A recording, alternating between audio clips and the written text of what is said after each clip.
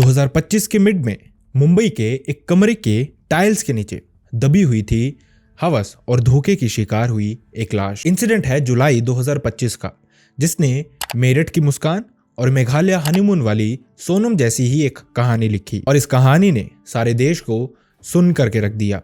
हर एक भारतीय ये इंसिडेंट सुनने के बाद ये सोच रहा था कि क्या इस दुनिया में कोई भी रिश्ता सच्चा या फिर पवित्र है भी या नहीं। Hi and welcome back everyone. Incident है मुंबई के नाला सुपारा के गड़कापाड़ा मोहल्ला की, जहां पे एक कमरा किराए पे लेके एक फैमिली रह रही थी, जिसमें एक हस्बैंड, वाइफ और उनका एक बेटा था। हस्बैंड का नाम विजय चौहान या फिर विजय चवन, जिनकी उम्र 35 साल थी।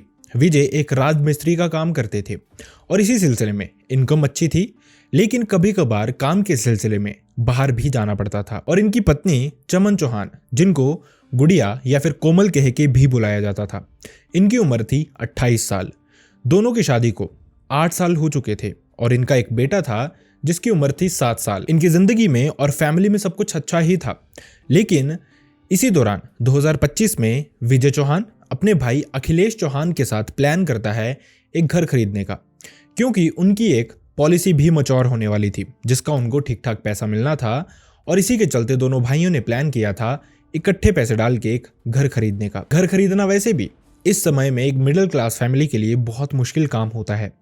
जैसे तैसे दोनों भाइयों ने इसके लिए अग्रीमेंट किया था, लेकिन अखिलेश चौहान जब जुलाई के स्टार्टिंग में विजय चौहान को कॉल करना शुरू करते हैं, जो कि गड़कापाड़ा से थोड़ी ही दूर बिलालपाड़ा में रहते थे, जहां पे उनका अपना एक घर था और वहीं पे वो घर भी खरीदने वाले थे।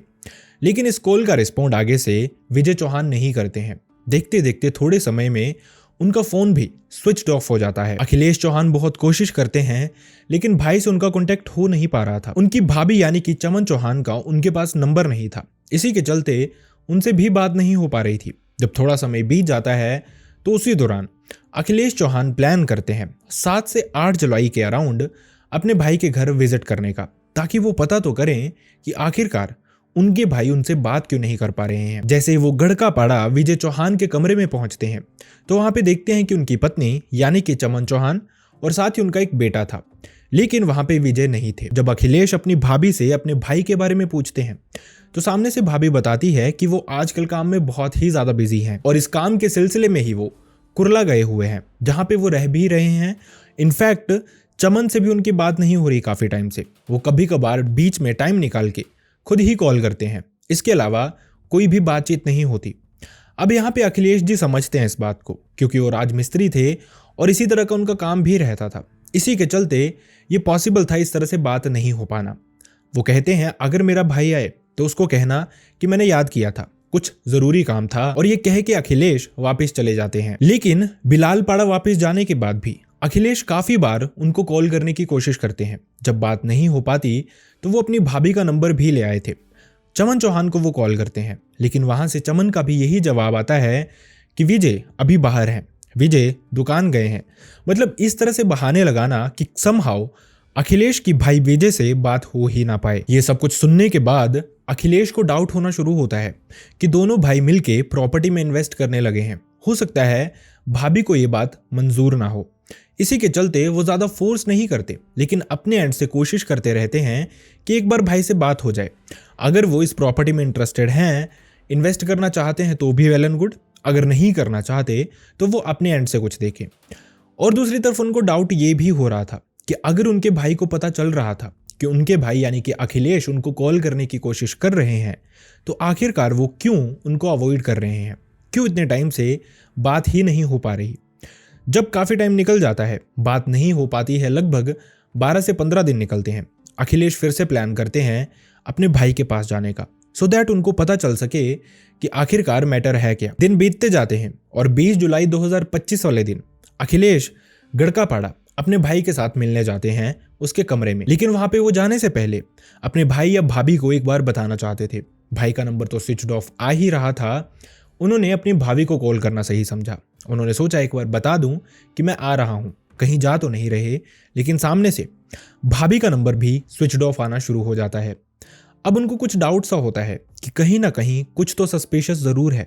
कैसे दोनों का नंबर स्विच्ड ऑफ हो सकता है? उनका भाई जो उनके साथ प्रॉपर्टी में इन्वेस्ट करने वाला था, जिसकी पॉलिसी मैच्योर होने वाली थी और उसको लगभग 6 लाख के अराउंड पैसे मिलने वाले थे, वो उनसे अब बातचीत ही नहीं कर रहे। अब ये सारी चीजें या फिर सारे डाउट्स अखिलेश जी के दिमाग पे हावी हो जाते हैं और वो बिना देरी किए गड़कापाड़ा पहुंचते हैं अपने भाई से मिलने।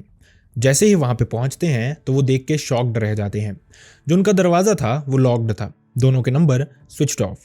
अब वो समझ नहीं पा रहे थे सारी की सारी मिस्ट्री आखिरकार है क्या। इसी के चलते वो देरी नहीं करते, अड़ोस पड़ोस में लोगों से पूछना शुरू करते हैं कि आखिरकार ये सारा मैटर है क्या। क्योंकि जैसे सिटीज में लोग रहते हैं, उनके घर बड़े बड़े होते हैं, अपने ही घर में इंसान फंसा रहता है, बाहर किसी से मिल ही नहीं पाता, या फिर ये भी नहीं पता होता कि हमारे बगल में कौन रह रहा है। इसके बिल्कुल उल्टा नालासोपारा के गड़कापाड़ा में एक मोहल्ला है जहां पे छोटे छोटे घर हैं और अड़ोस पड़ोस का हर एक इंसान दूसरे इंसान को जानता है। कौन कब आता है, कौन कब जाता है, सबको पता होता है। अखिलेश जी पड़ोस में पूछते हैं तो पड़ोस से पता चलता है कि असल में जो विजय हैं वो लगभग 15 से 16 दिनों से आए ही नहीं हैं, किसी को दिखे ही नहीं हैं। और इसके ऑपोजिट जो उनकी वाइफ हैं यानी कि चमन चौहान, वो भी पिछले 2 दिनों से मतलब 19 जुलाई से घर से गायब है। तब से घर पे ताला ही लगा हुआ है। अब ये सारी चीजें तो अखिलेश जी कहीं ना कहीं एक्सेप्ट कर सकते थे कि शायद उन्होंने कमरा बदल लिया हो, शायद उनके भाई उनसे मिलना ना चाहते हो। लेकिन इसके बाद एक और बात पड़ोसी बताते हैं जो कहीं ना कहीं अखिलेश जी को डाउट दे जाती है। पड़ोसी बताते हैं कि लगभग 2-3 दिन पहले ही इन्होंने अपने घर पे कुछ कंस्ट्रक्शन का काम भी करवाया है, जिसका रेत अभी भी घर के बाहर ही पड़ा था। अब यहाँ पे अखिलेश जी का दिमाग चलना शुरू होता है कि आखिरकार किस तरह की कंस्ट्रक्शन जो कोई पड़ोसी भी नहीं जानता, और साथ ही उन्होंने अपने भाई से भी शेयर नहीं किया। अखिलेश जी ने सारी बातें एक्सेप्ट तो कर ली थी, लेकिन उनके दिमाग में यही सब कुछ घूम रहा था। इसी के चलते 21 जुलाई का दिन आता है और वो अड़ोस पड़ोस के जो लोग थे उनको अपने कॉन्फिडेंस में लेते हैं और उनसे कहते हैं कि वो एक बार ये दरवाज़ा खोल के अंदर देखना चाहते हैं कि क्या उन्होंने सामान खाली कर दिया है, क्या वो ये अपार्टमेंट छोड़ के चले गए हैं। जब तक वो देखेंगे नहीं उनको तसल्ली नहीं आएगी। ये रेत वाला फैक्टर या फिर भाई का एकदम से गायब हो जाने वाला फैक्टर उनको दिमाग में बहुत बुरी तरह से तड़पा रहा था और वो जानना चाहते थे अंदर का मैटर है क्या, तभी उनको सेटिस्फेक्शन मिलनी थी। अब आसपास के लोगों को कॉन्फिडेंस में लिया जाता है, जिनका वो अपार्टमेंट था या फिर रूम था, झुग्गी थी, जो कुछ भी था, उनको भी कॉन्फिडेंस में लिया जाता है। उसके बाद ये लॉक तोड़ा जाता है। लोग तोड़ते ही जैसे सब अंदर घुसते हैं तो देखते हैं काफी हद तक सामान घर के अंदर ही पड़ा हुआ था। ऐसा लग रहा था उन्होंने ये अपार्टमेंट छोड़ा नहीं है, लेकिन एकदम से वो गायब भी कहाँ हो गए। कुछ चीजें थी हालांकि जो काफी हद तक मिसिंग थी। जैसे ही घर की तलाशी ली जाती है तो अखिलेश जी एक चीज नोटिस करते हैं जो कि बहुत अजीब लग रही थी, और कहीं ना कहीं जो एटमॉस्फेयर देश में बना हुआ था, जिस तरह की घटनाएं हो रही थी, अखिलेश जी का दिमाग डर जाता है।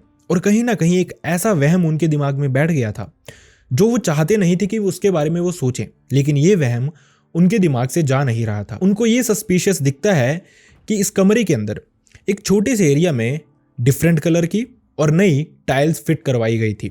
इस घर को खाली करने से पहले या फिर इस घर पे ताला लगाने से पहले या फिर दोनों के नंबर स्विच्ड ऑफ होने से पहले। अब ये चीजें फिर से अखिलेश जी को डरा देती हैं। वो फिर से आसपास के लोगों से डिस्कस करते हैं और वो चाहते थे इन टाइल्स को तोड़ना और इनके नीचे खुदाई करना। लेकिन इससे पहले 20 तारीख को जो पास ही का पुलिस स्टेशन था, पेल्हार पुलिस स्टेशन, वहां पे उन्होंने अपने भाई के मिसिंग होने की कंप्लेंट दर्ज करवाई थी। खैर ये सब कुछ होता है। 21 तारीख का ये दिन था जब ये प्लान करते हैं इन टाइल्स को तोड़ के खुदाई शुरू करने का। थोड़ी ही देर होती है, आसपास के लोगों की सहमति ली जाती है, सबको विटनेस बनाया जाता है और ये खुदाई शुरू की जाती है। टाइल्स निकाली जाती हैं, उसके नीचे सीमेंट था, उसके नीचे मिट्टी थी और लगभग 1 फुट गहरा गड्ढा उन्होंने खोद दिया था, जिसके बाद कुछ भी सस्पिशियस नहीं लग रहा था। सब चाहते थे खुदाई बंद कर दे क्योंकि ये कोई नॉर्मल चीज थी। हो सकता था बेड को उठाते हुए या कोई भारी सामान रखते हुए ये टाइल्स टूट गई हूं, जिसके चलते बदलाई गई और उसके बाद अपार्टमेंट खाली कर दिया गया। लेकिन काफी हद तक सामान भी अंदर था। अखिलेश जी का दिमाग ये मानने के लिए रेडी नहीं था। मैक्सिमम लोग 1 फुट खुदाई करने के बाद ये खुदाई छोड़ना चाहते थे, लेकिन अखिलेश जी चाहते थे थोड़ी सी और गहरी खुदाई करना। वो ये शुरू भी करते हैं। अड़ोस पड़ोस के कुछ मजदूर भी बुलाए गए थे और ये खुदाई चल ही रही थी। लेकिन जैसे ही ये गड्ढा 2 से 2.5 फीट गहरा होता है, अचानक से एक अजीब सी स्मेल आनी शुरू होती है, जैसे कुछ सड़ा पड़ा हो इस गड्ढे के अंदर। अब यहाँ से इनके डाउट्स और भी क्लियर होने शुरू होते हैं। सब समझ गए थे कि कुछ ना कुछ गड़बड़ तो जरूर है। शायद जो डर अखिलेश जी के दिमाग में चल रहा था वही सच होने वाला था। बिना देरी किए वो पुलिस को कॉल करते हैं और सब कुछ बताते हैं कि जो पिछले ही कल उन्होंने मिसिंग रिपोर्ट लिखाई है, उन्हीं के घर पे इस तरह का कुछ है और उनको डाउट है कि ये वही इंसान है जिसकी मिसिंग रिपोर्ट उन्होंने दर्ज करवाई थी। पुलिस भी बिना देरी किए वहां पे पहुंचती है, तहसीलदार के साथ या फिर जो पंच विटनेस थे उनके साथ। और उसके बाद फिर से मजदूर बुलाए जाते हैं, फोरेंसिक टीम्स, डॉक्टर्स की टीम, सब कुछ वहां पे बुलाए जाते हैं और ये खुदाई फिर से शुरू की जाती है। जैसे जैसे ये खुदाई होती जा रही थी, गड्ढा गहरा होता जा रहा था, ये स्मेल और भी ज्यादा तेज होती जा रही थी। लगभग 4 फीट गहरा गड्ढा खोदा जाता है। धीरे धीरे कुछ महसूस होना शुरू होता है जमीन के नीचे। एक बोरी थी या फिर एक बड़ा बैग था जिसके अंदर कुछ डाला गया था। महसूस हो रहा था ये शायद किसी इंसान की लाश है। थोड़ी देर में खुदाई ढंग से की जाती है और इस लाश के कपड़े दिखने शुरू होते हैं। जिसके बाद ये लाश की हालत तो खराब थी, लेकिन अखिलेश जी ने देखा ये ढांचा, ये शरीर की बनावट, तो वो समझ आते हैं ये लाश किसी और की नहीं बल्कि उनके भाई विजय चौहान की ही है। जो डर उनको था वो उनके सामने अब सच हो चुका था। ये जो कुछ भी एटमॉस्फेयर था ये बहुत बुरा था। कोई भी एक्सपेक्ट नहीं कर रहा था कि कुछ इस तरह का 21 जुलाई 2025 की सुबह से ही उनको देखने को मिलेगा। अब पुलिस आसपास के लोगों से पूछताछ करना शुरू करती है। देखते देखते थोड़ी ही देर में मैटर खुलना शुरू होता है। आसपास के लोग, जैसा मैंने आपको बताया, सबको सबके घर के बारे में पता था। तो यही आसपास के लोग पुलिस को बताते हैं कि असल में जो चमन चौहान थी उसका अफेयर चल रहा था उससे लगभग 8 साल छोटे लड़के के साथ, जिसकी उम्र सिर्फ 20 साल थी। इसका नाम था मोनू अरविंद शर्मा। ये काफी हद तक एक दूसरे से मिलते रहते थे, मार्केट में भी एक दूसरे के साथ काफी बार देखे गए थे। क्योंकि इस सब के दौरान, अपने काम के दौरान, विजय चौहान सुबह चला जाता था, अंधेरा होने के बाद ही वापस आता था। बेटा स्कूल होता था और इस दौरान ये दोनों यानी कि मोनू अरविंद शर्मा और चमन चौहान उन्हीं के कमरे में मिलते थे। बहुत सारे लोग इसके बारे में जानते थे। इनफैक्ट विजय चौहान को भी इस सब के बारे में पता था। वो अपनी पत्नी से भी इस सिलसिले में काफी बार लड़ते झगड़ते रहते थे। इनफैक्ट मोनू से या फिर उनकी फैमिली से भी उनकी काफी बार बहस हुई थी इसी मैटर के चलते, लेकिन अभी तक कोई सोल्यूशन निकल नहीं पाया था। पुलिस को अब तलाश थी तो चमन चौहान की और मोनू अरविंद शर्मा की, क्योंकि वही बता सकते थे असल में ये सारा मैटर है क्या। लेकिन जिस तरह का सिनेरियो हुआ था, चाहे वो चमन चौहान का गायब होना हो 2 दिन पहले, या फिर उसका फोन स्विच ऑफ होना हो, या फिर उसका अपार्टमेंट इस तरह से लॉक कर जाना हो, या फिर ये टाइल्स डलवाना हो, सब कुछ यही बता रहा था कि विजय चौहान की मौत के पीछे कहीं ना कहीं चमन चौहान का ही हाथ था। इसके अलावा आप इमेजिन करके देखिए, अखिलेश चौहान जब अपने भाई से मिलने आए थे, चमन चौहान के साथ मिले थे, बातचीत हुई थी, उसने बताया था कि वो कुरला में काम कर रहे हैं। असल में अखिलेश जी के भाई उन्हीं की नजरों के सामने शायद इस घर के नीचे दफना दिए गए थे और उनको कानों कान खबर नहीं थी। और यहां तक कि चमन उसी घर में अपने पति को दफनाने के बाद उसके ऊपर लगभग 12 से 14 दिन लगातार घूम रही थी। खैर, पुलिस इसके बाद दोनों के ही कॉन्टैक्ट्स को सर्वेलेंस पे लगा के रखती है, मोनू अरविंद शर्मा और साथ ही चमन चौहान के, और इसकी बहुत ही जल्दी पुलिस को सक्सेस मिलती भी है। 22 जुलाई 2025 को ही दोनों का जो नंबर था वो कहीं ना कहीं एक्टिव दिखता है पुणे के हडपसर एरिया में, जिसके बाद पुलिस वहां पे पहुंचती है और बिना देरी किए दोनों को अरेस्ट कर लिया जाता है। दोनों से जब पूछताछ होती है तो कुछ चीजें क्लियर होती हैं। विजय ने असल में चमन को और मोनू को एक साथ देख लिया था, जिसके बाद उन्होंने यह हरकत की और विजय का गला घोट के उसकी जान ले ली। हालांकि ये समय रात का था, उनका बेटा भी वहीं पे था, लेकिन इस माँ ने और उसके प्रेमी ने एक ऐसा खेल खेला था जिसके चलते बेटे को पता ही नहीं चला था। शायद वो दूसरे कमरे में सुलाया गया था और उसको दफनाने का काम तब किया गया जब उनका बेटा स्कूल में था। खैर, अब ये दोनों पुलिस की हिरासत में है, ट्रायल चल रहा है, लेकिन क्या वर्डिक्ट आता है अभी तक ये देखने वाली बात होगी। इस तरह के बहुत सारे केसेस आजकल इंडिया में देखने को मिल रहे हैं, जिसमें हाउसवाइफ्स अपने से छोटे लड़कों के साथ इस तरह से अफेयर चलाती हैं और इस अफेयर का भुगतान करना पड़ता है उनके पतियों को, जिनको शायद इसके बारे में कुछ पता ही नहीं होता, जो अपनी फैमिली को खिलाने के लिए, उनका बेहतर फ्यूचर बनाने के लिए बाहर काम कर रहे होते हैं। पीठ पीछे उनकी पत्नियां इस तरह से अपने से छोटे लड़कों के साथ अफेयर में मगन होती हैं, ये सोचे बिना कि उन्हीं के लिए उनके पति बाहर काम करने गए हैं।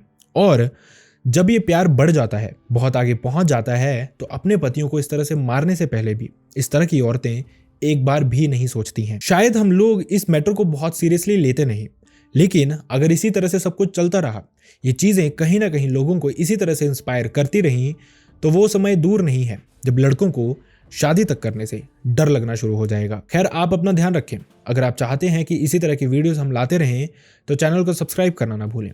सी you next time in the next video. Bye bye.